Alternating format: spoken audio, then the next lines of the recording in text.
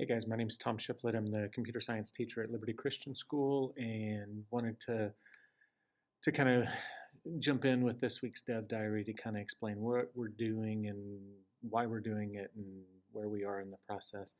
Um, so the game design class in the fall, we really just kind of went through the basics of programming. None of the students had ever programmed before, and so really started at square one.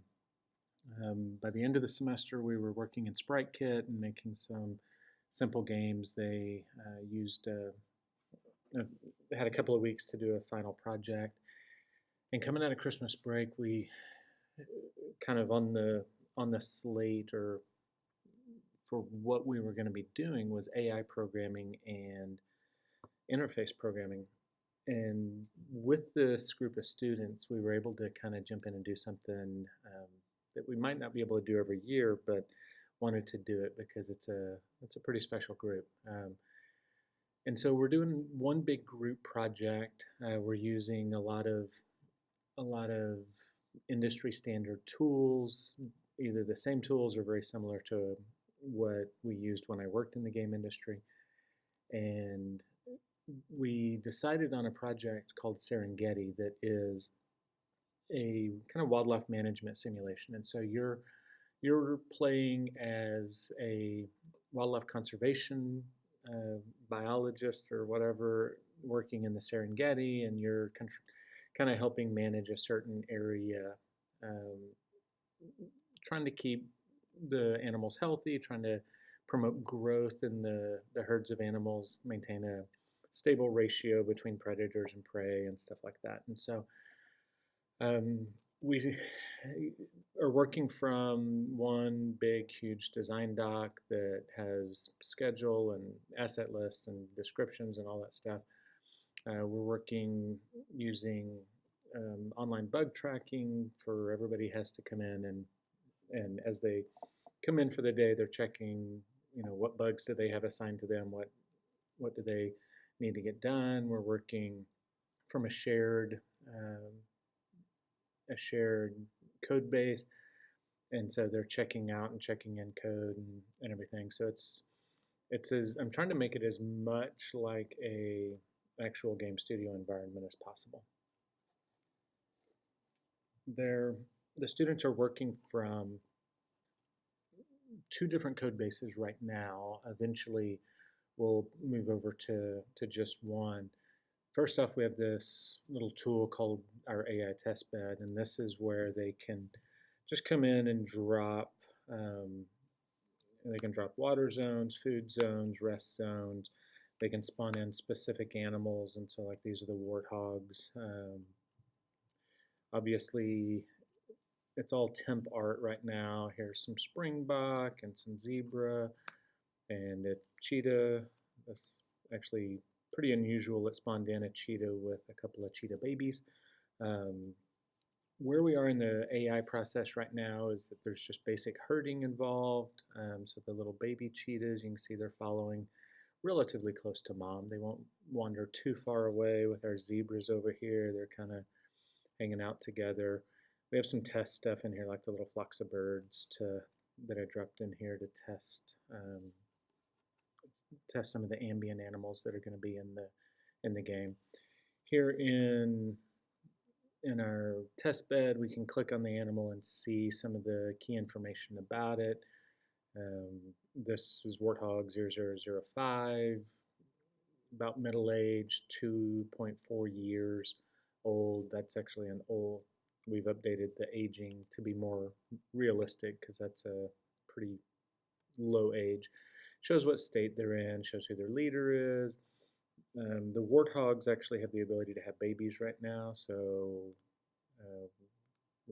this warthog just popped out some babies, and so we've got some very fresh little baby warthogs running around the map.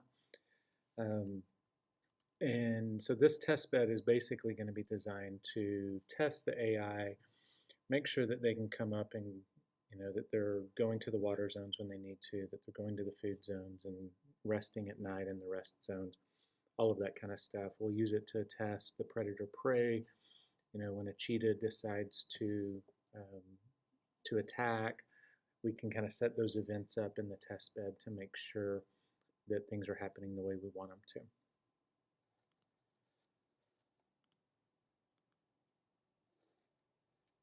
The other code base that we're working from is our um, actual Serengeti project. This is basically all still temporary art.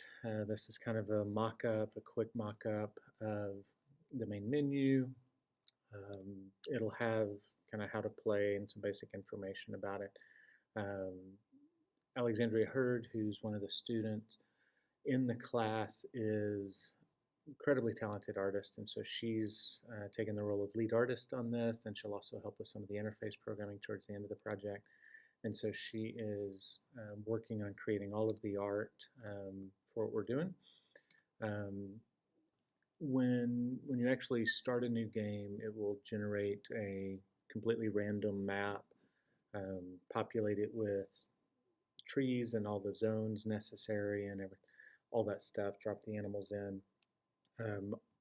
Again, I feel like I need to keep saying that all of this art is temporary, and so we're only about 2 weeks into the project, and so things will look a lot better than they do now. These are just ground textures that I found online, some temporary art to indicate, hey, this is a water zone, but the animals are spawning in. So like here's a warthog herd roaming around right here. You can see down in the bottom left corner down here that our warthogs are having lots of babies, 75 babies that they've had already. The animals do age and die of old age. So if I speed up our time progression here, everything moves much faster. It's kind of a time compression to make time pass by faster. We do have day-night cycles so that we get a sunrise and sunset effect of all the animals whizzing by, but we start to see now some of the animals actually dying of natural causes, which is just old age. We're working in order to kind of make game oriented. We're working on each year being 6 days long, so that you can actually see the progression of the animals, see animals grow old and have babies and all of those kinds of things. And so taking a lot of liberties in order to make the gameplay interesting.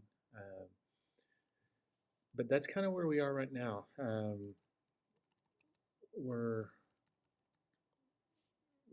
working hard on it. We're the guys that are doing the AI programming. Carter Vanderstoop is doing the zebras. Kyle Collins is doing the cheetahs, and Reed Rorick is doing our springbok.